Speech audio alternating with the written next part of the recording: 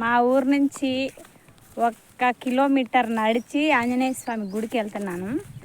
చాలా మటుకు మీరు ఎక్కడైనా చూడండి, ఆంజనేయ స్వామి కొండల్లోనూ గుట్టల్లోనూ బండల మీదనూ ఉంటాడు.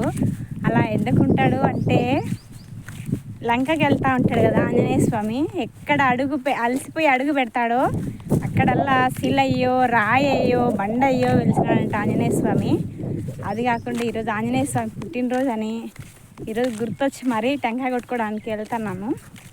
మామూలుగా ఆంజనేయ స్వామి పుట్టినరోజులు అవంతా ఏం చేయరు, కానీ గంటలో వారాలు శనివారాలు అన్నీ వస్తాయి కదా, ఆ శనివారాలలో మాత్రము ఆంజనేయ స్వామికి 5 వారాలు కానీ 4 వారాలు కానీ మరవకుండా చేస్తారు.